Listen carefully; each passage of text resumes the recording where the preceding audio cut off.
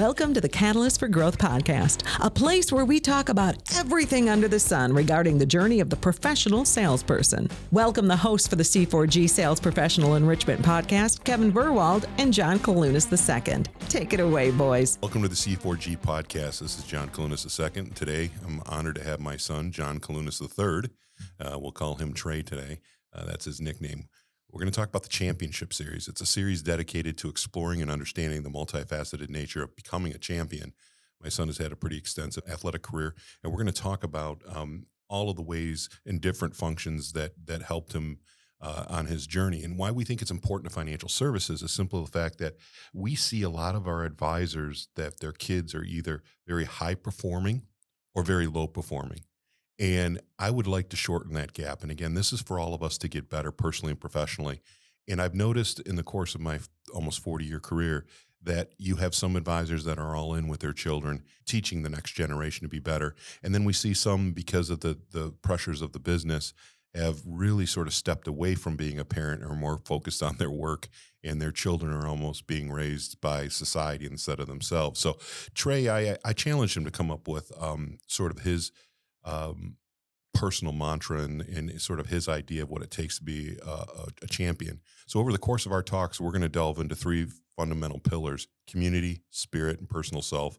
These elements are not just components of success, but they're the very essence that shapes and defines a true champion. And today, I'm excited to be here with my son and share this to you. Trey, let's talk a little bit about, and I know you don't like doing this, but let's talk a little bit about your background and why you're supposedly a subject matter expert on being a champion. Well, I think it even goes further than that, right? It's also in leadership. And it kind of goes back to when I was a young kid. You taught me, and I think this is one thing that we can all understand in life. A leader isn't necessarily the one that's wearing a captain, patch on his jersey. But a leader is one who's going in early, staying later. They're doing the extra things to ensure that the gaps in the team are filled in. And I think now, especially with social media, we just see a video and we think a leader's, talking about something crazy or trying to fire people up. No, a leader has so much more to do. And you really have to understand what that is and really be comfortable with yourself in order to be a successful leader in today's world. Yeah, I've often thought that a leader, especially on a team component, is always the person that is reaching down and helping people up. Like you said, gaps, right? So there are people that maybe on a Division I lacrosse team are, homesick or something, that you're reaching down and trying to help them up. That is a leader in which you're trying to make the person as well as the team better by helping those behind you with a hand up. Exactly. Or a lift up. And, we'll cover my education that I've, studied leadership. That I paid for? Yes. I've studied leadership, in high school at IMG Academy, where I was an academic All-American. And that really sparked the interest. So, moving into undergrad, when I was at Detroit Mercy after transferring from Marymount, I was Dad Butler Award winner, and that actually came off the back of getting injured on the college level. So people don't know what the Dad Butler Award is? Exactly. So what is that? It's the comeback player of the year for the entire athletic program at Detroit Mercy. So over the course of your career, you've had labrum surgery, 5 screws, right? Yep, 5 screws. 2 9mm bolts in your feet for pronated. Yep, ankles, and then the calf tendons lengthened, and then 2 dislocations of the collarbone. Yeah, so you've had I've seen the hospital bills, so I've seen you understand comebacks and you understand the adversity of overcoming that, which is another part of the championship series. Exactly, and I think that everybody's path is different, when they face adversity, but I think at least from what I've learned in those big stages of trying to come back in your first games against Notre Dame, I understand and I feel like I can at least help some people along their journeys and really provide a picture. So after University of Detroit, D1 lacrosse, what did you do? Well, I still represent, I played in World Championships after Detroit Mercy, but I still represent Team Latvia. So you played in Israel? Israel in 2018 for the World Championships, and then 2023 in San Diego. So we had a little gap there. It's every 4 years, but a little gap there because of COVID, right? Yep. Yeah, no, and very exciting on that because I feel like part of this champion series is really going after America and how we view success. And I noticed that playing at an international level, we might go out and play England and lose by 5, but there's still happiness and cheer and joy in the locker room afterwards because they see the development and how they've grown as players. So Interesting. Yeah, I would just take it as a loss and be pissed that I lost by 5 goals. And they're looking at it. They're looking at the journey differently. I think there's a lot of wisdom in that. And as financial service professionals and sales professionals as a whole, I mean, your goal is really to be better than you were yesterday. It's not being the top of the leaderboard and everything. Maybe you will be, but you shouldn't be discouraged. And I'm learning this at 60 years old that competition is the thief of joy, or comparison is the thief of joy, and competition can be the thief of joy if you let it. exactly. And I think it's important, especially as a sales professional. I work for DocuPhase, and it's a software AP automation company. And even when I'm in that sales role, I don't necessarily always compare myself to the leaderboard, but how many calls did I make yesterday? How many customers did I talk to? How many problems did I solve? And so I feel like one of the main goals of the Champion Series is to actually truly recognize what success is, because we all have a false notion of it. Why did you spend so much time in writing this? There's 4 talks here, and we'll have them through the podcast. We'll have them. You just tune in every week. There'll be a different one that we'll post, but they won't be 4 consecutive weeks of the Champion Series because it takes a while to put these together and produce. But why did you spend so much time in putting this together? Why is this important to you? Number one, it's important because of currently what I'm doing with mentoring. A lot of the kids that I coached, started off coaching middle school lacrosse with a coworker. That's your favorite year. Those are your favorite years, aren't they? Yeah, because the parents aren't necessarily too involved. But I started coaching them, and we had a ball in the summer. We won 2 state tournaments, and we were going around the country just having a great time. And I developed a relationship, through coaching with these kids, and they actually saw that I had a passion. They saw that I had the knowledge, and they saw that I wanted to be there. And so they really gravitated to me. And now I'm having weekly calls with 2 of them that are now high school seniors asking me recruiting questions. 2 weeks ago, one of them called me and he's like, I've got X amount from this coach. Can I go back and ask more? I'm like, yes, believe in yourself. This is your journey. Make sure you're going about it the way you want to. And so I think that why I put so much time into this is there are ongoing problems that I think are great reminders to be a champion. And then also I think if we can, alter our current format of how we do things daily, it really will help everyone become a champion. And it starts more at a younger age instead of when you're 50 and your ways are set. I think that was a shot, ladies and gentlemen. I think that was a shot. And by the way, I'm 60, not 50. So exactly. One of the things I watched, we always talk about NFL players and people say he's a bust. And we have this conversation all the time. It's like, yeah, he was a 1st-round draft pick and he signed a rookie deal and he made $17 million, but he's a bum. And I'm thinking to myself, he made $17 million, right? So is he really a bust? Or did he just not work well in the NFL? He did everything that right. And I sort of look at your career that way too. People, you didn't get a ton of playing time. But the time you did, I mean, you were a great teammate. You loved playing. You've taken principles to form your life and to move on with your career and what you're doing as an adult from a lot of the principles you learned as a child. And people would say, oh, Trey, you didn't get a lot of playing time, but you played against Notre Dame and Utah and Air Force and Michigan, and you played against all of that. Is that reframing your success in your journey part of the championship, sir? Or is it you just want to help? I mean, you didn't really have anybody to help you in your lacrosse journey because I didn't know anything about lacrosse. I knew about athletics and how to help you, right? And how to become a leader, but I didn't know anything about it. So why are you framing things like this? Yeah, and I think it actually goes back to 2018. So that was the summer I was I love it when I talk to younger people. 2018, like it's a long time ago. 2018 World Championships. And I just came off of the first year at Detroit Mercy. And when I was transferring in there, I had a labrum surgery. So that first year was kind of a wash with injury. There were a few games where I just dressed just in a jersey. But then we were at the World Championships. It was after Mexico. We played Mexico right before the opening ceremonies and had a great hit. Actually won an award for the biggest hit of the game. That was a beautiful hit. And That kid's still seeing stars. he went to Tufts too. Good school. Yeah. But so the second half, I was throwing a rap check and dislocated that collarbone. And that, at that moment when I was at the hospital by myself, I was with two coaches that didn't speak Hebrew. So it was a little difficult. But I walked up to you and I broke down emotionally because at that moment of just looking at it through wins and losses, I thought I completely screwed up and didn't experience success. And when you hugged me and you looked at me, with tears falling down my face, you said, you realize we wouldn't be here without you. So you've changed, so many different perspectives because the entire family has now come to Israel. You guys visited, the Holy Land. You were able to see a lot of incredible things.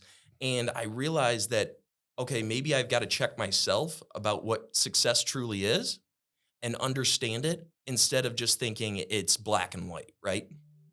Yeah, I don't think success is black and white. I used to think it was X amount of dollars or being number one in the company or building I had all these different definitions. And now I think what the definition of success is for me at 60 is that my adult children want to spend time with me.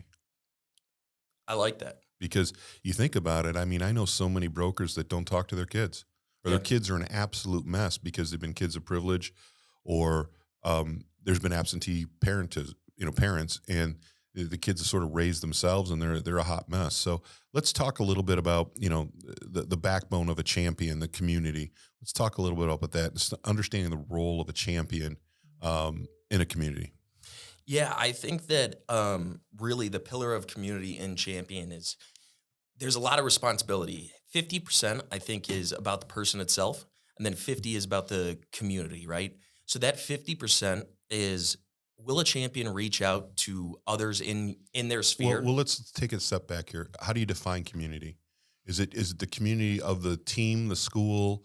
Is it the 6 blocks around your residence? What is community when you're young? Is it your student class? What is it? Or is it all of it? That's fair. A community is one that you're going to personally interact with. So it can be family members, it can be team members, it can be coworkers. Okay. Everybody has a different community. I think mine's actually kind of big, just because of the different teams I played on, and all the advisors that I have great relationships with through Regal. Well, you have a very eclectic background, and there's people coming in and out of our house and our lives all because of you from lacrosse, from all over the world, and then your business acumen, and it's pretty amazing the network of people you have. So, I guess when you get older, community would be your network. Yeah. Okay. So why? Let's talk about that. Yeah, I think it's always great because when I talk about my mentors in life, I consider yourself as one of them. But then I almost look at Regal advisors. I look at Uncle Randy, he's an incredible individual, but different path in life. He's a master electrician. You're a financial advisor, but he's always been there through every step of the way. There's been a lot of adversity I face, and I reach out to him, and I get wise words. And it might just be... Which just completely amazes me. You get wise words from Uncle Randy. Yeah, it could just be keep trucking. But, I looked at the other podcast guests. I saw Lee Coles on there. He's another mentor of mine. Brian Yarch, he's come out to my different games. Don Carlson, he's going to be on the podcast.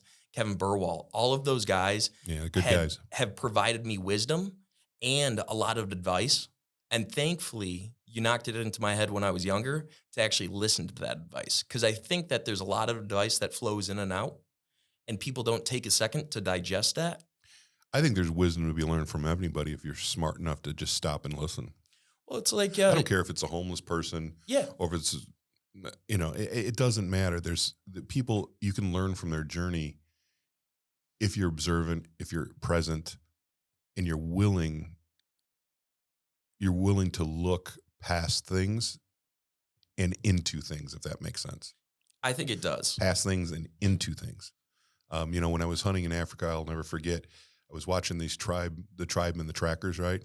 And we're looking for the animals, and he's like, you've got to look through the foliage. And I'm like, what do you mean? He goes, it's right there. And all I can see is a bush. And he's like, it's right there. And he's getting so frustrated with me. And finally, I started training and focusing my eyes to look through the underbrush. and I could clearly see it. I mean, I could see the entire animal, and I'm like, how did I miss it? It's only a 2,000-pound animal. How can I miss the thing hiding in the bush? But I saw the bush. I didn't see, and I think a lot of people see just the bush and move on. They don't look deeper into it. So I think you got to look in and not at things. Especially when everybody is now on social media and they think that a social media profile accurately describes someone, right?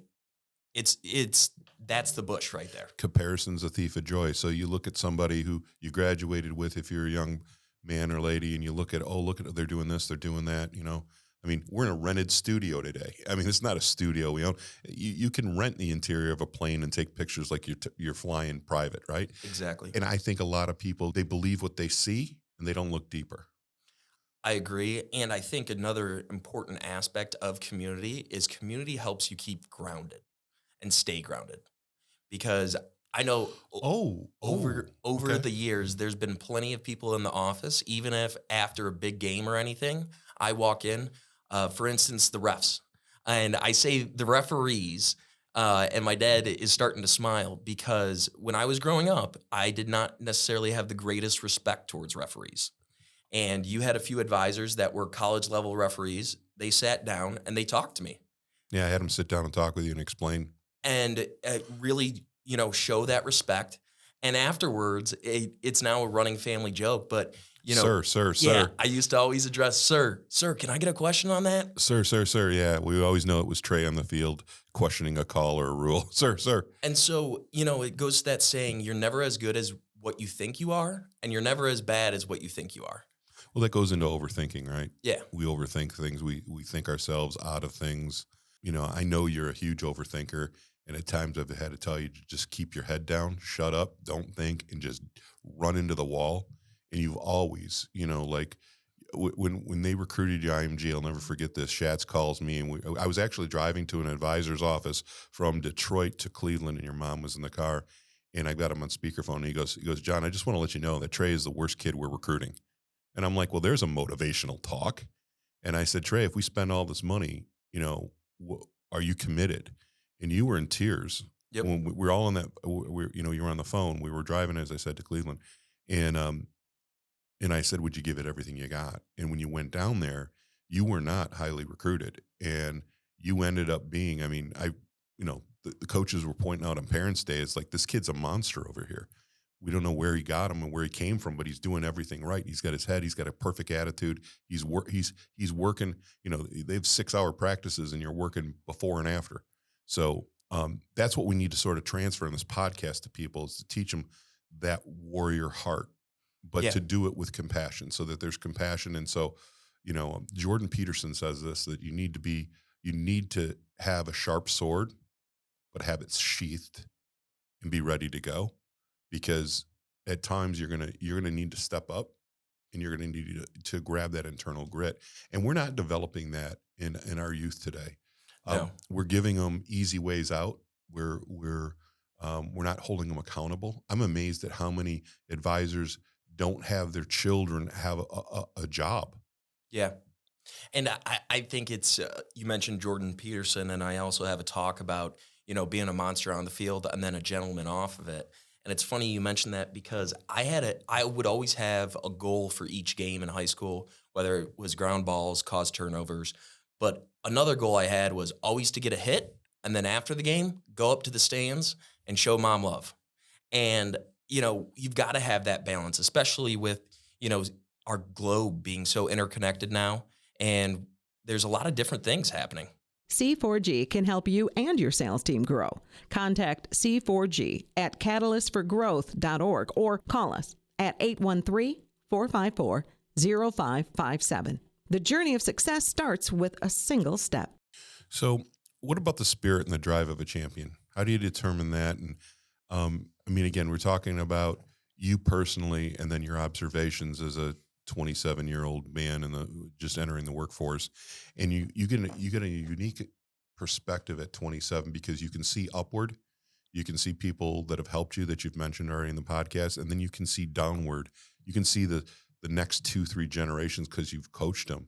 And I've watched some of these kids; they don't play with a lot of heart. They don't have that passion. So let's talk a little bit about that inner drive. Yeah, and I think that talk, especially in the Champions Series, we label it as spirit, but it is also heart. And when I look at, myself, what are two things that really propelled me to be a champion? I think it's my mental game, but also that passion. And you mentioned, there's many kids now that don't have the passion, and it's true. And I think that's also because we fall into that trap of social media. This is what I have to be doing. Go figure out your passion and then don't stop until you achieve those dreams. This is sort of a side question. What's your spirit animal? My spirit animal, I would have to probably go with a honey badger. Ooh, I like it. I like it. You are tenacious and you stay on things. And one of the things that's unique about you is, as you've gotten older, you've really focused on your character and what your word means and promises. You've really focused in on that, especially the last couple of years. What has made you do that? Why have you focused?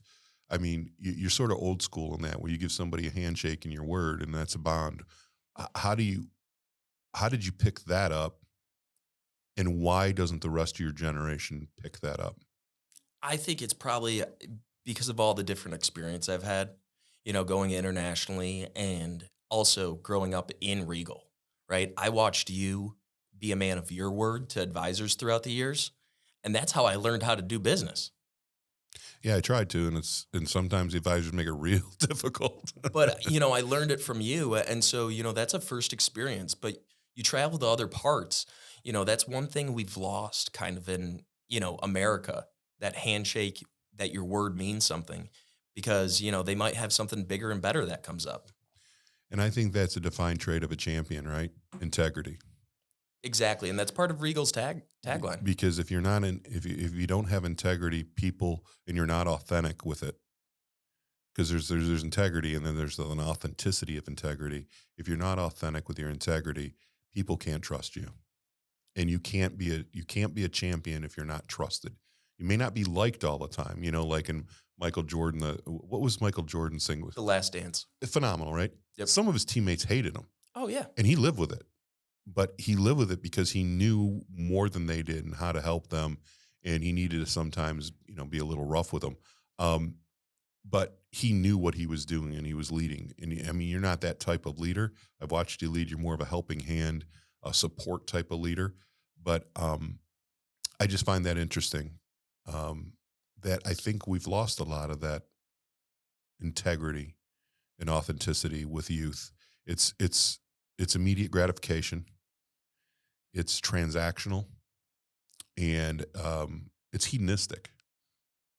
I agree, and I don't necessarily know the path of how to reinstall it in the youth, but I think that if we stop or almost focusing more on ourselves and our families and talk more about those values, and they're going to have that passion, right? I've seen so many kids throughout the years that are playing sports and they're only out there because mommy and daddy want them out there.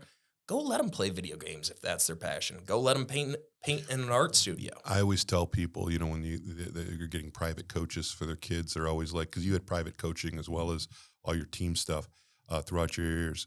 They always said, well, how do you know to invest in your kid? And I said, plain and simple, if you see your kid and he goes to his normal high school practice, and then he's in the backyard throwing balls, or he's going down to the park and he's working, playing hoop, he's doing whatever he wants to do. I mean, on top of the practice, that's when you know that it's a passion, and you should invest in your kid's passion. And it's not only with writing a check, ladies and gentlemen, it's about being there. We used to fly in and out. I mean, mom and I would hand you off in Baltimore or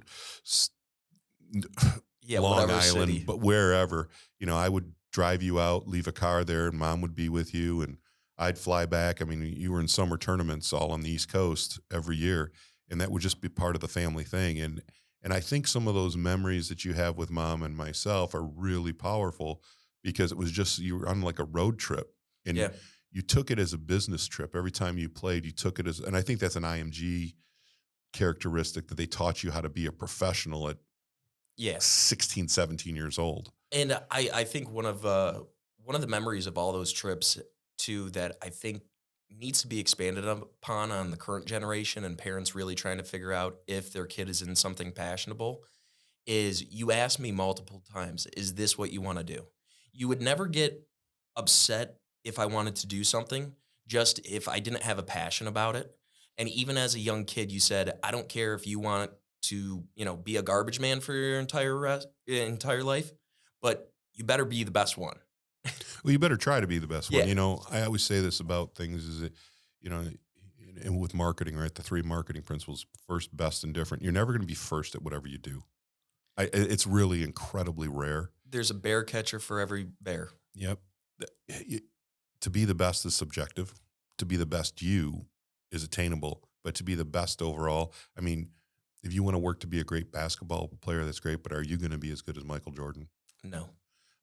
But different. You can be different right out from the get-go, and how you handle things and how you approach things and how you show respect or disrespect people, how you integrate with them, interact with them. So what roles do mentors play in supporting and elevating potential champions? I think they play a very important role. And I think it's also important to be a mentee and a mentor.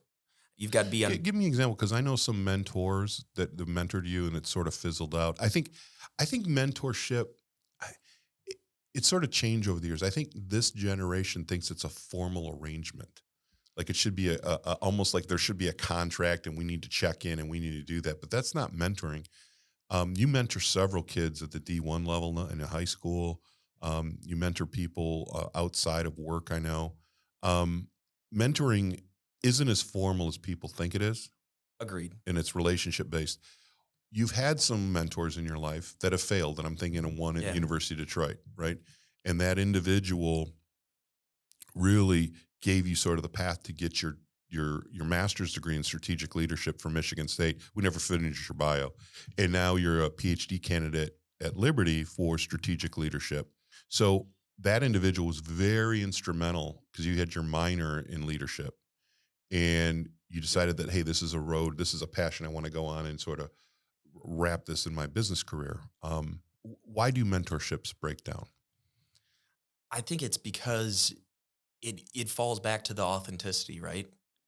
Is the mentor actually there for the reasons? Why do I pick up 9:00 p.m. calls to talk about a kid's recruiting and college lacrosse journey? Because I coached him when he was in middle school and I care about him, and he's confused. He doesn't know, who to go to. So if I can provide any hope, any, light at the end of the tunnel, that's what I want to do. And that's a personal passion. And I think that the reason why they overall fail is people try to get into them just as a way to make money, and they don't truly want to serve their mentee. I think. Yeah, I think there's something there. I think they want to leverage the experience for their own good instead of helping up. Exactly. And I think a mentor's got to reach down and help up. You got to lift up if you're a mentor, and it's lifting up. It's not pushing up, it's lifting up. Yeah. So you're reaching down and lifting up and sharing your experiences, cutting learning curves, helping people grow and develop in a different way than just barking at them and motivating them and pushing them, right? Yeah, and I think that's also putting some power in their hands, right? So for all of the mentees that I work with in lacrosse. Well, that's why I'm saying lift up, because they got to reach their hand up. Exactly. To be lifted up. It's got to be a shared partnership. Or to be pushed up, you just need to, the tush push, right? Just push people through the end zone, and it's not the same. And I talk about the like with my mentees, almost like ICP for their colleges. And so I won't mentor them until they put a list of colleges together that they truly want to go, and they can tell me, a fact about it or something they like. And so there's that shared passion or shared, responsibilities, at least in our relationships. Every player has a great coach. Contact C4G at info@catalystforgrowth.org, 813-454-0557, and talk about your goals and the plan we will hold you accountable to. What shared values within your community have helped guide your personal and professional success?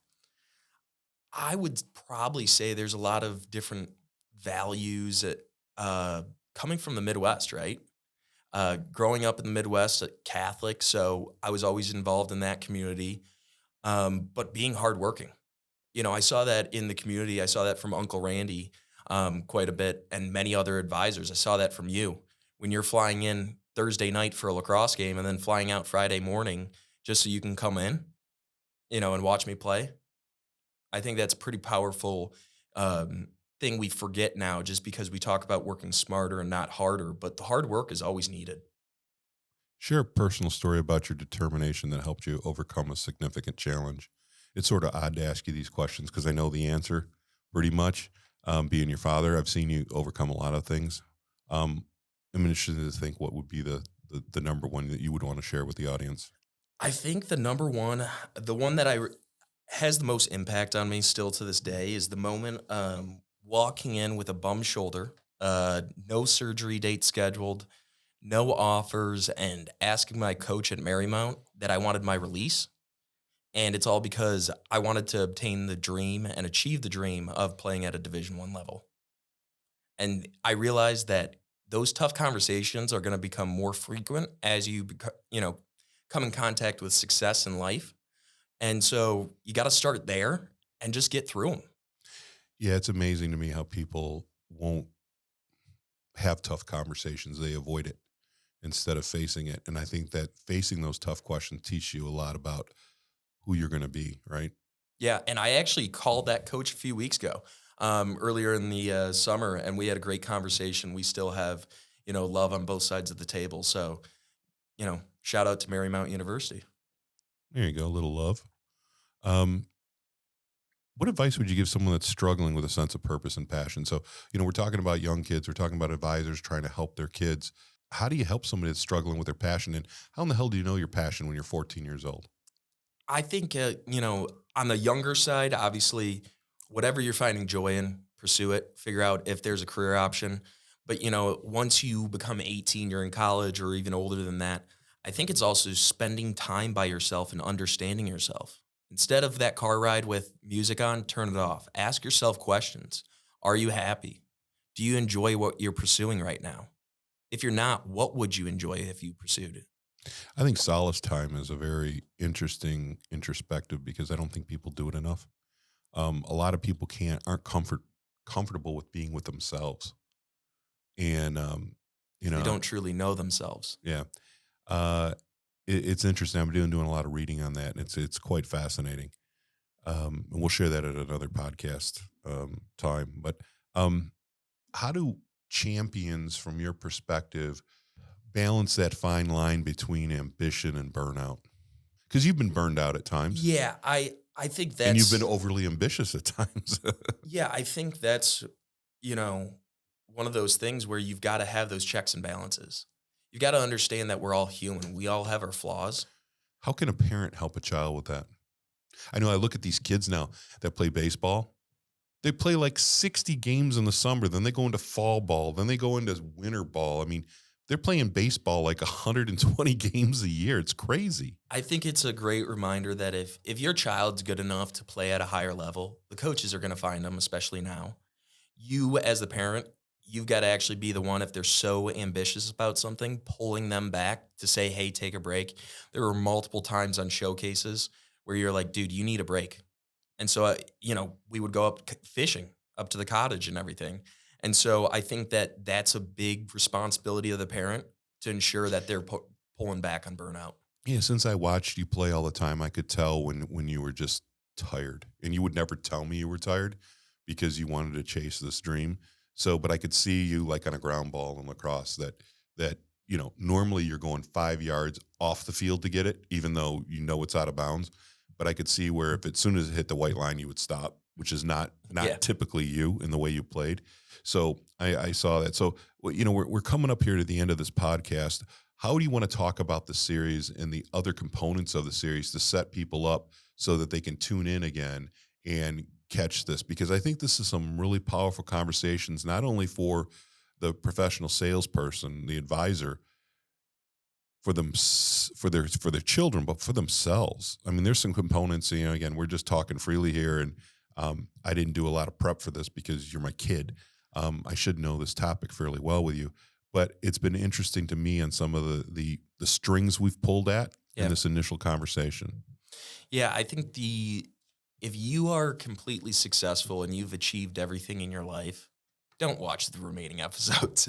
But if you are constantly trying to work on there goes yourself, our ratings. yeah, but You're horrible. But if you're trying to improve yourself and you actually understand that you're missing something. So this goes to Michael Jordan. If you're listening to our podcast, don't listen anymore to the championship. But if you're not Michael Jordan or Wayne Gretzky, Yeah, you need to tune back in. exactly. And I think that You're horrible for building ratings up. When we lay it out, the remaining episodes are really going to dive into the heart of a champion, that spirit, personal self, that mentality, overcoming different obstacles, and then also how the community, helps a champion out. Yeah, I think Maya Angelou says it takes a village to raise a person, right? It really takes a community. It does. To help. I mean, you've listed people early, from Lee Cole to Kevin Burwell, Don Carlson to Brian Yarch. I mean, all these people that helped, and you've pulled principles right from them. Yep. I think it's important for all of us to take a look at people around us and how we can lift them up. Again, not push them, but lift them up, and how we can authentically help them achieve what they want to do. It may not be the goal that you have, because everyone's goal is, personal and to their own, but it will help the community out overall, which means you'll get benefits from. I truly believe the more you give, the more you get. I agree. And the last thing I really want to add is kind of the champion challenge of this episode, right? So we have a champion challenge? Yeah. I didn't read that in the notes. So whether you're learning Spanish, you're doing a yard project, or whatever it is, after reading the episode, try to get 1% better on that topic or that project for the next month. So you're going to give me a Spanish vocab word now? No. We were just bird hunting in Bolivia, and I was so surprised that my son could actually help us with Spanish. He's like, I got this. And I'm looking at him like, when the hell did you learn Spanish? And you have a working, Yeah. I mean, you're starting to be proficient. And I was really surprised. I was like, holy moly. A new skill that you developed that I wasn't aware of, and thank God you did, because otherwise, what did you tell everybody? What did you tell me to learn in Spanish? I said the only thing you need to learn is lo siento. And what does that mean for the audience? I'm sorry. Not can I order a beer, where the restroom is, or how much does this cost? Just I'm sorry. That's great. And that's, I guess, to turn this back into a champion. Champions realize that they're vulnerable. They realize that they make mistakes. Our goal is to help you get better, better than you were yesterday. The Navy SEALs always have a thing that the easiest day was yesterday. You're trying to get better than you were yesterday every day. And if you can reach down and help your children do that, or other people's children, within the confines of the law, within the confines of the law. But if you want to, that's what this is about. So, we appreciate you listening to the C4G podcast. We're going to have more of these. Trey, what are a couple of the other sessions that we're going to be cutting in the future here on the championship series? Yeah, we're going to dive more into that heart and spirit topic. We're also going to dive more into the personal self, that mentally challenging, what it's like facing adversity, and then also talking about the monster on the field and being a gentleman off of it. I think I'm going to love that one. So, again, stay tuned to the Catalyst for Growth podcast. We have new episodes coming out every week. We're excited to have you listening and spend time with you. If you have any ideas or comments, you can please contact us at catalystforgrowth.org. We'd love to have you maybe even on a podcast if you've got a great topic you want to share with the professional sales environment. Specifically, we work with a lot of financial service reps, but all of these principles are transferable, especially this is transferable to any walk of life or any type of occupation, to help your children become better individuals, people, and eventually champions.